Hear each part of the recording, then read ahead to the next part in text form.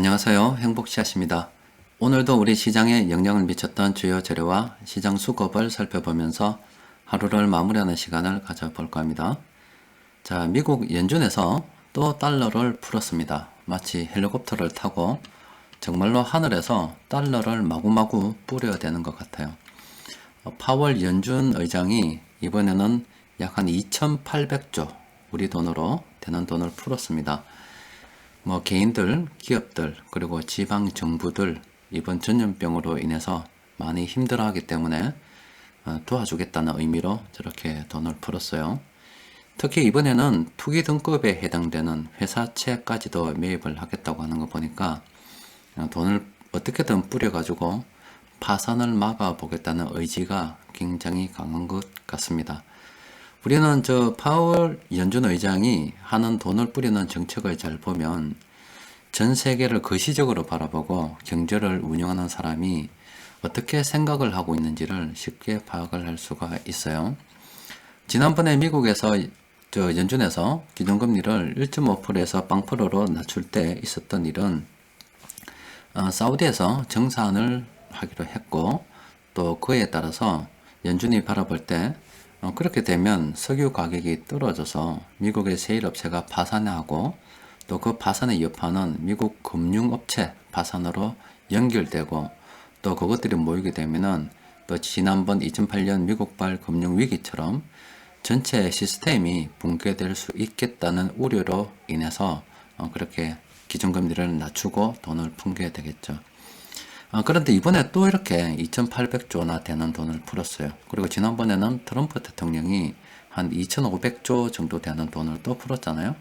이렇게 돈을 마구마구 푸는 것은 그렇게 했음에도 불구하고 이 전염병이 장기화될 수도 있겠다는 우려로 인해 가지고 파산을 갖다가 맞이하게 될 기업들, 개인들이 많을 것으로 예상이 되기 때문에 어떻게든 최대한 이 파산을 막아보겠다는 의지를 보여준 것이라 볼 수 있습니다. 또 다른 말로 하면은 파산에 대한 걱정이 굉장히 많다는 겁니다. 지금 우리나라 같은 경우는 최근 개인 투자자들이 돈을 놔둘 데가 없어가지고 주식시장으로 들고 들어오다 보니까 시장이 조금 상승하고 또 우리나라 의료 시스템이 다른 나라보다 조금 나은 점이 있어 코로나 관련해서도 이제 피해가 예전보다는 좀 더 줄어들고 위기에 대한 의식도 조금 줄어들어서 조금 느슨해져 가는 분위기가 있어요. 그렇다 보니까 마치 위기가 다 끝난 듯한 그런 생각을 가지고 계신 분들이 있을 수 있는데 분명하게 아셔야 될 것은 아직은 넘어야 될 산들이 굉장히 많다는 겁니다. 지금 우리가 이렇게 해난 것은 지난번에도 말씀드렸듯이 이 경기 침체 위기를 대비해 가지고 돈을 풀어서 어느 정도 방어막을 쳐둔 그런 상태라 볼 수 있습니다. 아직 위기는 시작도 안 했어요. 그런데 마치 위기가 끝난 듯이 지금이 바닥이라 생각하고 가진 돈을 몰빵하거나 투자에 대한 오판을 하게 되면은 나중에 예상치 못한 일이 또 벌어졌을 때 그때 굉장히 곤란해질 수가 있겠죠. 여튼 미국 연준에서 이번에 2,800조 푼 것을 보고 또 돈이 저렇게 풀렸구나 이렇게 생각할 수도 있겠지만은 또 다른 쪽으로 생각해 보면은 연준이 바라볼 때는 아직 사태를 굉장히 심각하게 바라보거나 이렇게 생각하시면 돼요. 그래서 여러분들께서도 현재 시장 상황을 점검함에 있어 위기가 아직 진행 중이고 큰 것은 아직도 오지도 않았다.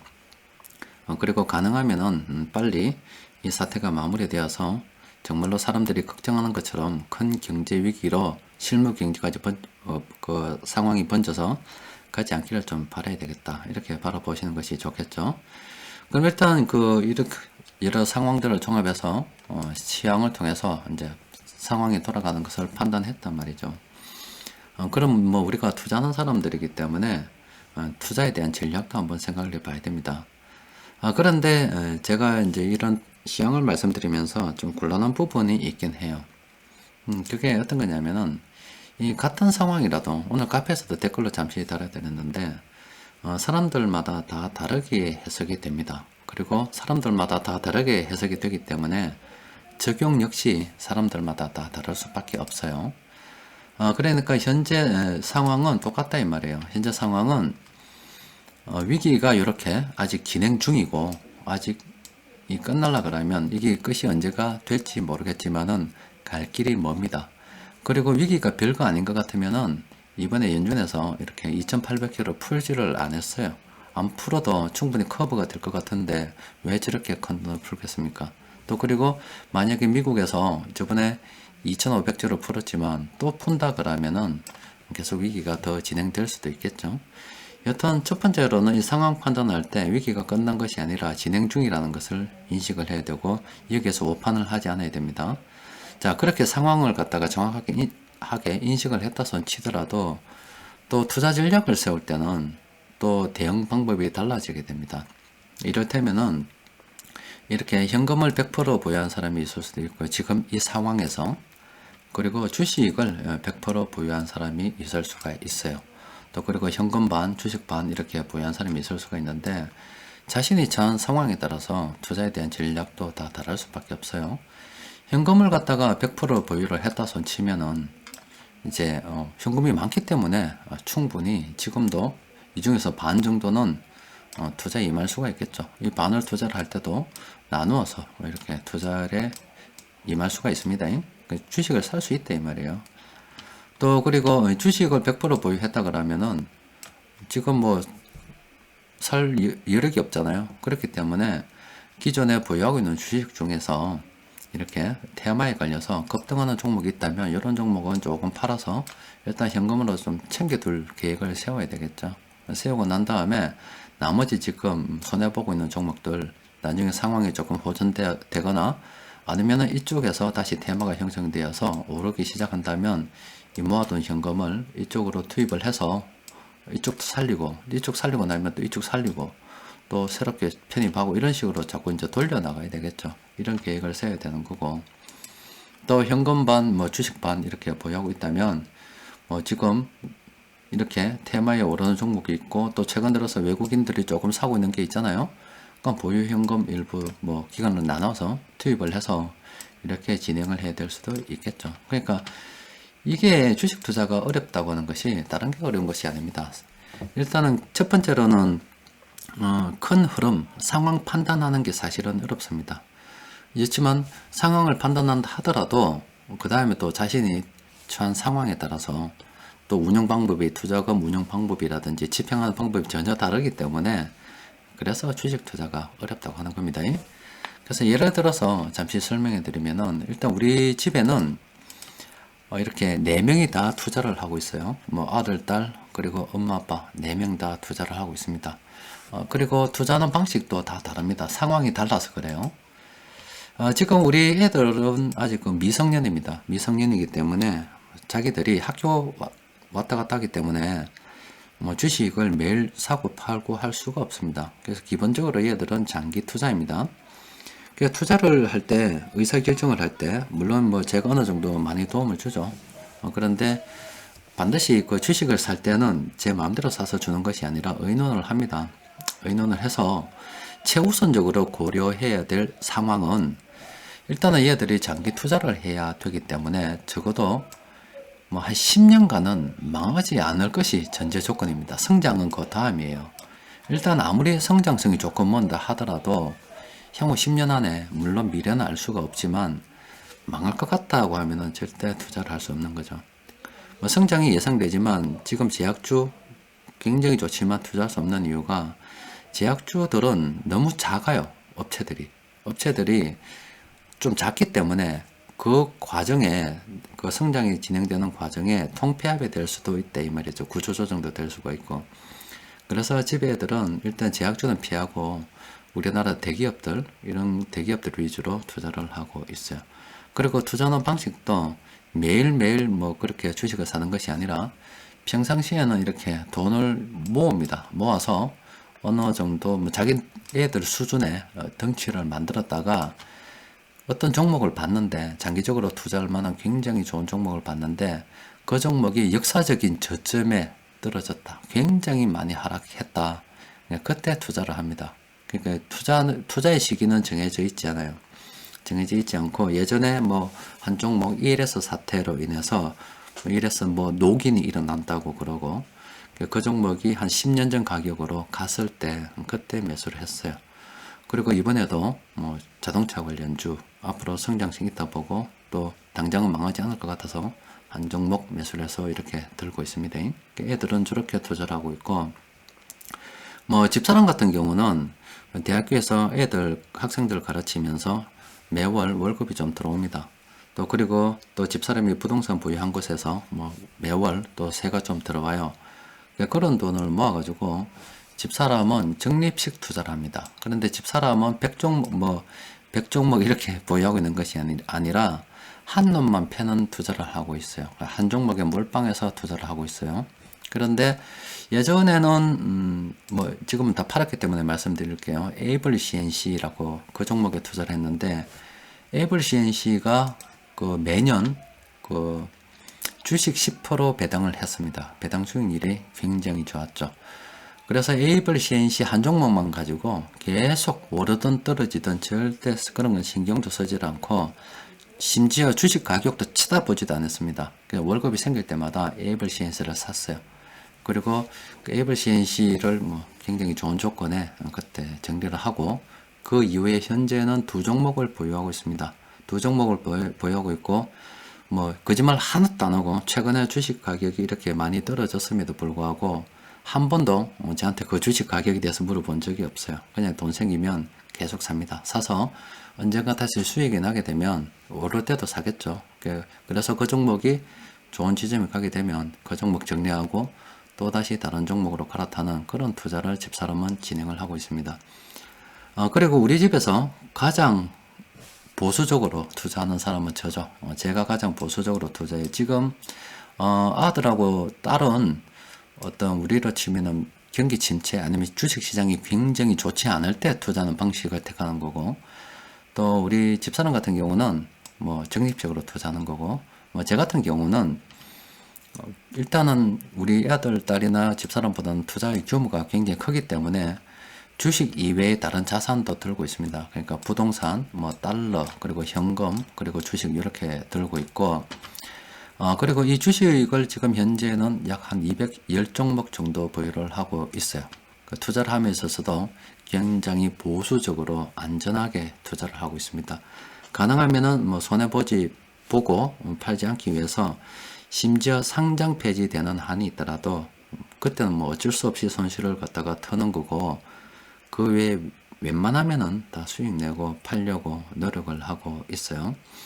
일단 저는 이제 분산을 최대한 많이 해서 기본적으로 자산을 여러 자산에다가 분산을 하고 주식에도 분산을 최대한 해서 이렇게 투자를 진행하고 있습니다. 그리고 아직 뭐 여러분들께 말씀드렸다시피 지금은 현금을 보유하고 있고 별다르게 추가 매수라든지 이런 것은 당분간 진행하고 있지 않은 상태입니다. 그래도 뭐 괜찮은 것이 일단은 약 한 210개 종목 정도 보유하고 있기 때문에 이 중에서 중간에 테마가 걸려서 급등하는 종목이 지금 좀 있어요. 그래서 처음에는 뭐 상당 부분 다 마이너스였는데 최근에 개인 투자자들이 많이 매수해준 덕분으로 지금 수익권으로 접어들어 수익이 점점 늘어나고 있는 종목들이 좀 있습니다. 이런 종목들은 제가 끊고 또 다시 현금화 좀 시킬 생각을 일단 가지고 있습니다. 여튼 뭐 저는 보수적이고 지금 볼 때 연준에서도 그렇고 제가 생각해도 그렇고 아직 파산의 시대가 오지 않았기 때문에 더 큰 위험이 닥칠 수도 있기 때문에 저는 좀 더 보수적으로 자금을 운영하고 있는 그런 상태입니다. 제가 여러분들께 말씀드리고 싶은 것은 지금 우리 가족은 4명이 투자를 하고 있어요. 4명이 투자를 하고 있는데 진짜 4명 중에 단 1명도 주식 투자로 인해서 답답해하지 않습니다. 심지어 집에 애 둘이는 그 주식을 갖다가 가격을 물어본 적도 별로 없어요. 가끔 물어보긴 하는데, 또 집사람 애들보다 더 답답한 주식에 관심이 없는 사람은 우리 집사람입니다. 가격을 갖다가 진짜로 정말로 물어보지 않습니다. 그래서 뭐 주식이 있든지 말든지 상관없어. 일단은 뭐 그냥 돈 생기면 주식 사는 것에만 집중하고 있죠. 그리고 저 같은 경우도 주식을 많이 보유하고 있기 때문에 한 종목 상한가 가도 크게 와닿지도 않고, 또 한 종목 하한가 가거나 뭐 심지어 상장 폐지된다 하더라도 전체 포트에서 차지하는 비중이 미미하기 때문에 크게 와닿지 않아요. 그냥 일상이다. 투자라는 것은 일상이다 생각하고 주식 투자 이야기는 굉장히 많이 합니다. 밥 먹으면서도 하고 뭐 집에 애들하고 놀면서도 하고 자주 하지만은 한 명도 주식 투자로 인해서 스트레스 받는 사람은 절대 없습니다. 지금 현재 우리는 뭐 일상이 됐죠. 제가 여러분들께 말씀드리고 싶은 것은 이 투자라고 하는 것은 이 결과도 좋아야 됩니다. 좋아야 되지만은 그 과정도 행복해야 되지 않을까 싶어요. 그래서 여러분들께서 현재 주식 투자를 하시면서 굉장히 괴롭다고 생각하시는 분들은 자신의 투자 방법이 좀 문제가 있지 않나, 자신이 조금 감당하지 못할 투자를 하고 있지 않나, 뭐 이런 고민, 그런 것들에 대해서 조금 고민해 봐야 되지 않을까 싶기도 합니다. 투자에 대해서도 한번 생각을 해 보셨으면 합니다.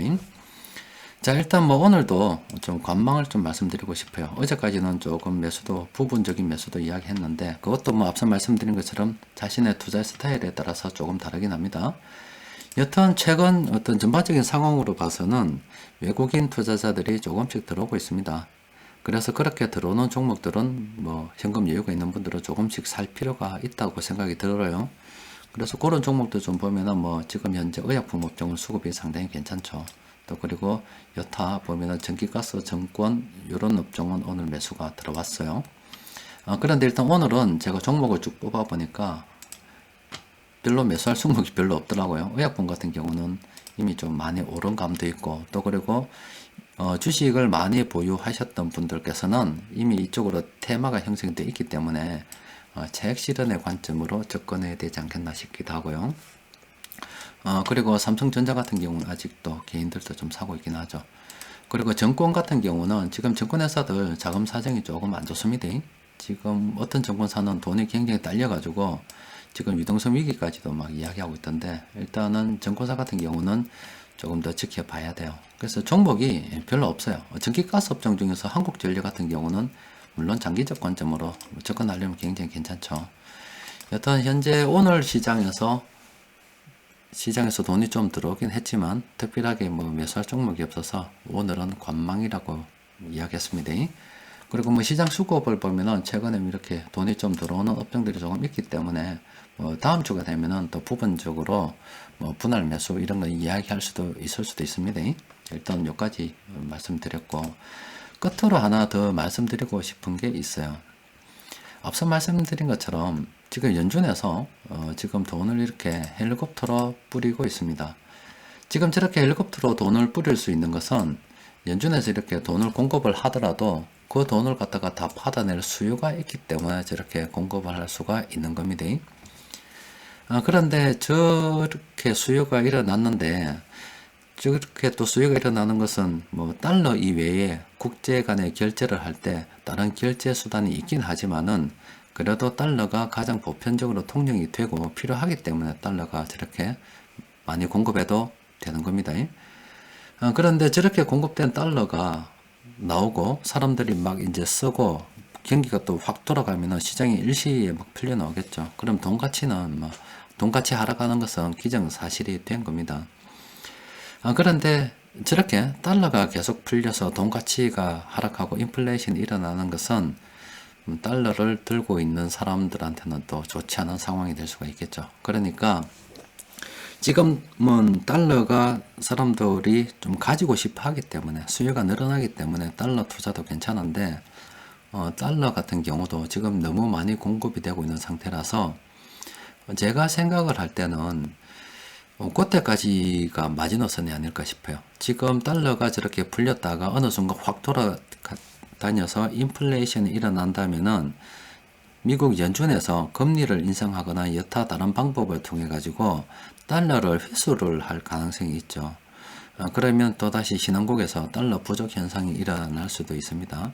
그러면 달러는 일단은 최종적으로는 늦어도 그때까지는 이제 정리를 갖다가 하는 것이 좋지 않을까 싶어요. 그 이후에는 미국에서 달러 패권을 갖다가 계속 유지할 수가 있을런지 없을런지 모르겠습니다만은 지금 달러가 어느 정도 풀리는가에 따라서 좀 달라질 수는 있겠죠. 여튼 달러가 풀리면 풀릴수록 달러 가치는 떨어지는 것이 확실시 되기 때문에 달러를 영원히 들고 있을 수는 없다. 어느 순간 정리를 해야 되고, 마지노선으로 친다면 이번에 풀린 달러가 그 들어가는 시점에 각 신흥국들이 그때는 또 달러가 필요할 수는 있어요. 그때 그래도 마지노선으로 보고 최종적으로 정리하는 쪽을 생각하고, 또 장기적으로 보게 되면 이제 금이라든지 이런 쪽도 이제 서서히 조금 관심을 가져야 되지 않겠나 싶어요. 일단은 지금 당장은 뭐 달러도 조금 필요하긴 한데, 달러 같은 경우도 영원한 자산은 될 수가 없고, 여러분들께서도 보유하고 계신 현금들 영원한 자산이 될 수가 없기 때문에 뭐 꼭 유동성을 저해하지 않는 적정 선에서는 부동산이라든지 주식이라든지 다른 주식 뭐 다른 자산을 부여하는 데 조금 신경을 쓸 필요가 있고, 또 앞서 말씀드린 것처럼 이 투자라는 것이 일상이 되어야 되지 하나의 일이 되면 절대 안 됩니다. 여러분들 부자 되고 싶으시죠? 부자들 투자 많이 합니다. 그런데 부자들한테 이 투자는 일이 아니고 그냥 사는 건 일상입니다. 일상. 그냥 살아가는 그 과정이에요. 또 부자들한테 세금에 대한 이야기는 말 그대로 특별할 때 내는 세금이 아니라 살아가면서 늘 생각하고 염두해야 되는 말 그대로 일상입니다. 이 투자가 일상이 될 때 그 투자가 이제 자기한테 다가오는 거예요. 그런데 사람들은 이 투자를 갖다가 잘 해볼 여유가 별로 없고, 그렇다 보니 투자가 굉장히 낯선 일이 되고, 투자할 때마다 내가 이 투자한 원금을 갖다가 잃으면 어떻게 되나 굉장히 겁도 나고 하는데, 그게 너무 욕심이 과해서 한 방에 많이 벌려고 하다 보니까 그런 일이 생기는 겁니다. 자신의 그릇에 대해서 판단을 하고, 또 이 투자라는 것이 일상이기 때문에 그 일상이 늘 투자해야 되는데 그 일상이 괴롭다면 사는 게 무슨 의미가 있겠습니까? 그래서 자신이 행복한 데 있어 투자가 장애물이 된다면 그 투자를 좀 줄여서 이 투자로 인해서 스트레스를 받지 않을 정도의 수준으로 좀 낮춰보던가, 아니면 어떤 기대치를 좀 낮춰서 욕심을 좀 버리던가, 여튼 이 투자로 인해서 행복을 해치는 일, 아니면 또 뭐 불행한 일이 생기면 절대로 안 됩니다. 그러니까 투자를 일상으로 내 품 안에 끌어넣을 수 있는 방법에 대해서도 심각하게 한번 고민해 보셔야 합니다. 또 돈 가치가 이렇게 하락하는 시점에 투자를 안 할 수가 없는데, 투자를 할 때마다 스트레스라면은 거기 어떻게 사는 게 되겠습니까? 우리가 다 투자도 하고 뭐도 하는 것이 행복하게 살기 위해서 투자하는 거 아닙니까? 그러니까 투자가 일상이 되고 행복이 될 수 있도록 또 그런 점들에 대해서도 주말을 이용해서 한번 고민해 보셨으면 합니다. 자, 이번 주도 모두 다 고생하셨습니다. 이상입니다.